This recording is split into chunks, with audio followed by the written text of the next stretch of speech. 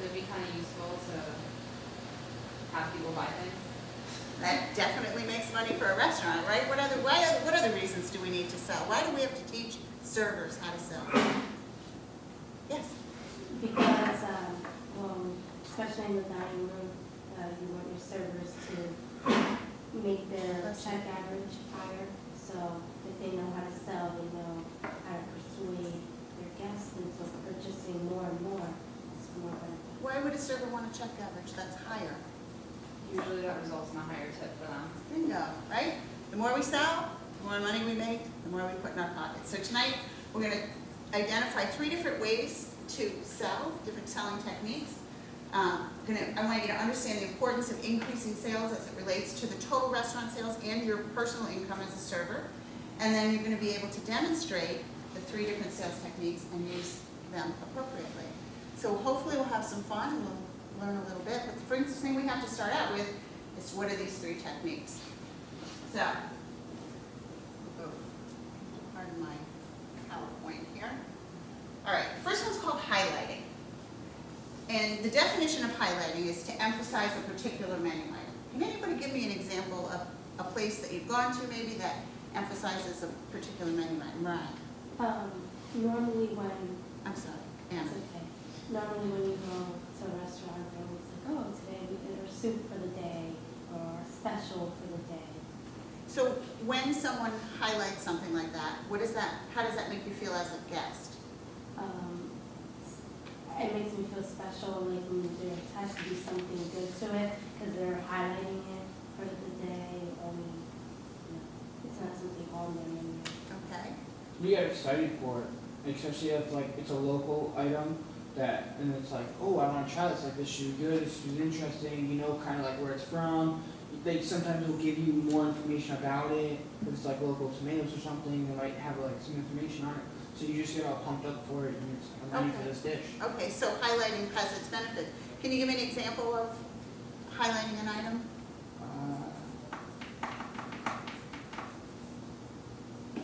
Today we have a local pea green soup that is complemented with a lobster tail, and it is delicious and locally made. Okay, great. So you brought in the local, you brought in fresh lobster, right? I'm hungry, how about you? Yeah? What restaurants do you know that always do this? Always. I mean, 1149 in East Greenwich. All right, you work at 1149. What are your servers do?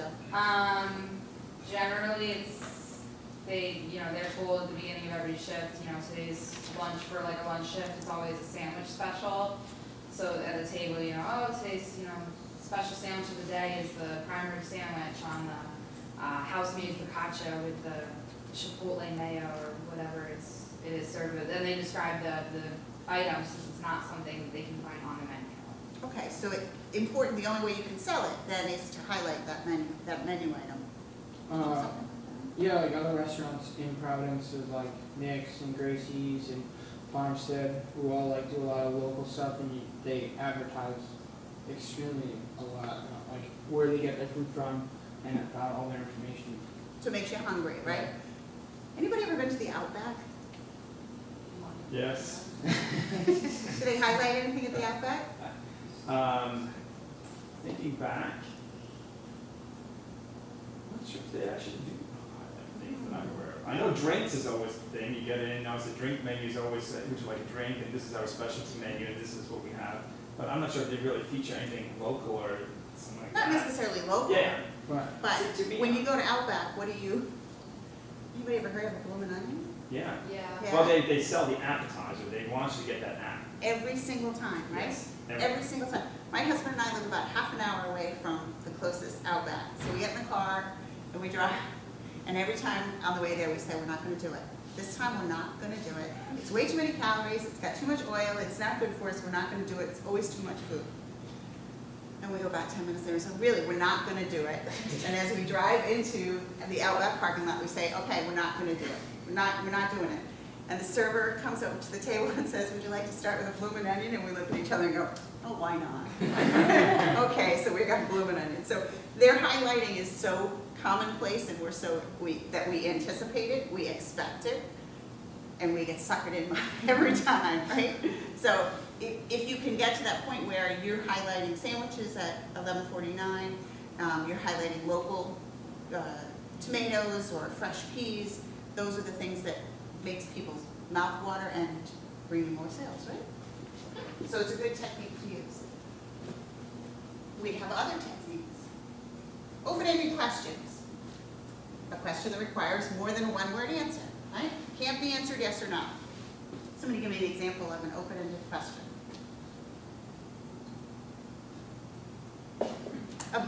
With regard to selling food in the restaurant. Let's make that clear.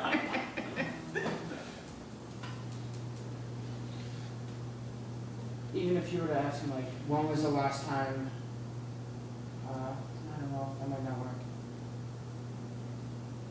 But when you're selling wine, let's say, and you sort of talk about, you know, we recommend, or would you like a wine, can we make a recommendation? They can say, what are their undertones that they're sort of looking for in a wine, and you can sort of work towards that, and they can't say, yes, I want wine, or no, I don't want wine. They establish a dialogue and an educational process in regards to getting them to buy whatever bottle you think might be that increased sale. Okay, so you're key with establishing some kind of a dialogue.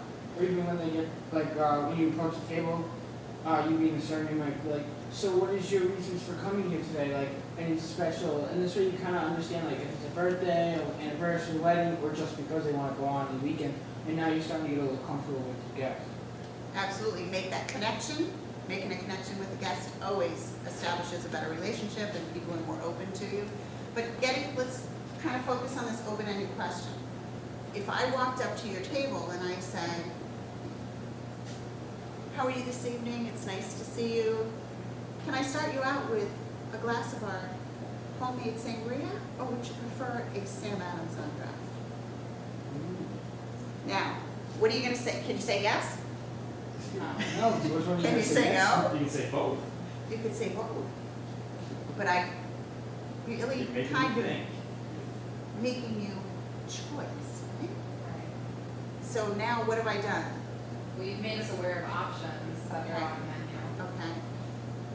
And none is really not the option. Exactly. Which you have to get one or the other, or maybe a third that you haven't mentioned, but zero is not part of the equation. Right. I assume you're going to pick one of them. So give me an example of something that you might be able to sell using an open-ended question. Sylvia, can you think of something? I was just thinking that isn't that forcing the customer to drink that or that? No, you're not forcing them. You're highly suggesting that they make the choice. But if they're the type of customer that doesn't drink alcohol, they can say, oh no, I'll just have, a sparkling water. You're not mandating, right? We never mandate when we sell. We just strongly suggest. So can you think of an open-ended question that you might ask in a restaurant to try and sell something?